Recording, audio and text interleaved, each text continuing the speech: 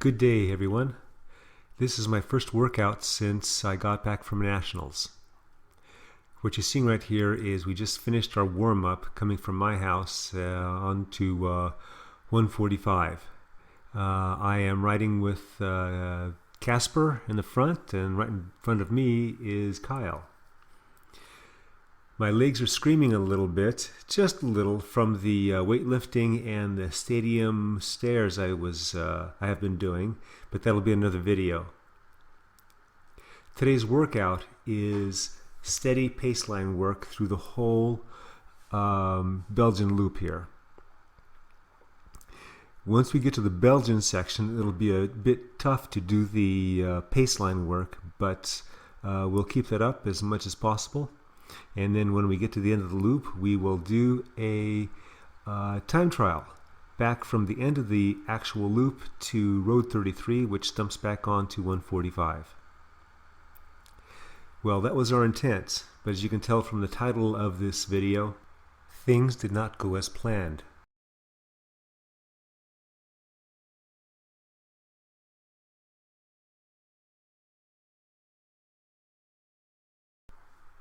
Our actual paceline work is going to start on Road 33 once we get off of 145. 145 being a busy thoroughfare at times and high speed.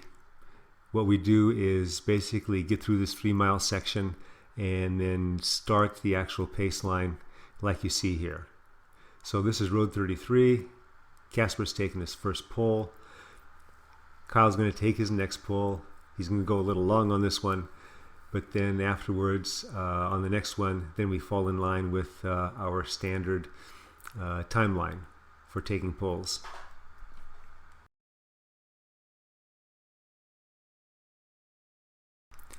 Both Kyle and Casper are riding quite strong today. Casper this weekend did a Grand Fondo over at Mammoth. He did about 102 miles, 6,000 feet of climbing, in about 5 hours, 20 minutes, 5 hours, 30 minutes. Kyle is just strong as ever. My legs, especially my quads, are still screaming.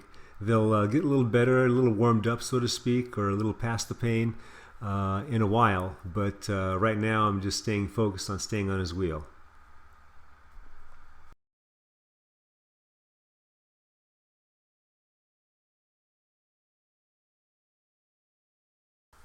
Eventually, when Kyle pulled off, which is going to be at the top of this climb, I noticed that he did not have a watch. After that, when he was taking pulls, I would call out 1 minute so he knew when to pull off.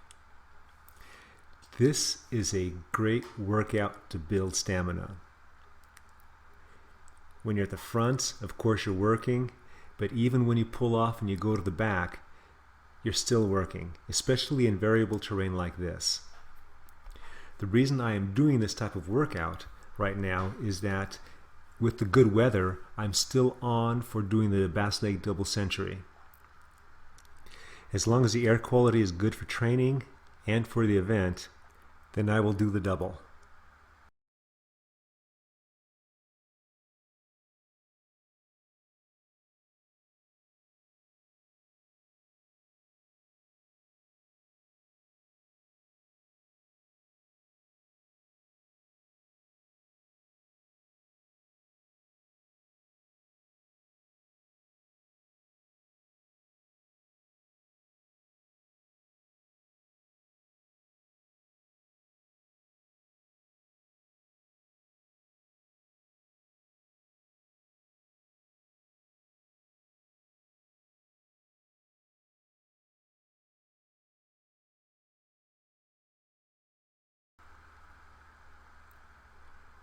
Another few seconds, I'll pull off and Casper will pull through.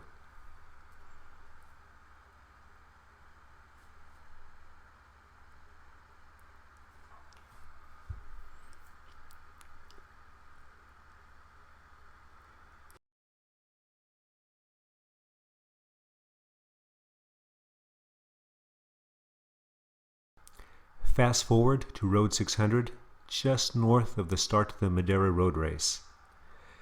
Kyle is on my wheel, but not for much longer. He's been bonking.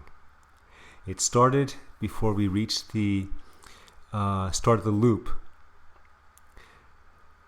At that point, Casper went on, and I stayed back with Kyle to see what was wrong. I nursed him through the next section, but once we got on 600, he said to go ahead, catch Casper, and then Casper can come pick him up after the ride. After Kyle and I reconnected right after he fell off, he had mentioned that he felt like he was bonking. Didn't feel like he was getting sick, just that he felt like he was getting bonking. So after some questions and discussions, it seems that the only food Kyle had today was a hamburger around 11:30. We started a ride at 2 o'clock. No breakfast. Probably it was a bonk.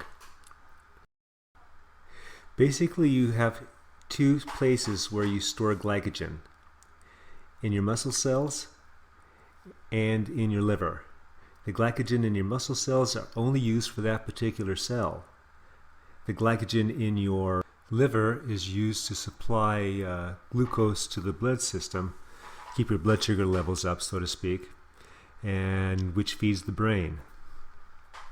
By not having breakfast in the morning, Kyle was continuing to deplete his glycogen levels in his liver while not replenishing it. He did have food at 11:30 that day, but he was already in deficit. At the point where he bonked, it was about 45 minutes into the ride.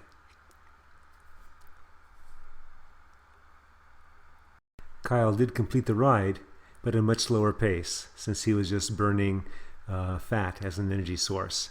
He did have some calories in his bottles, but again, at that deficit, all you can do is what you can do.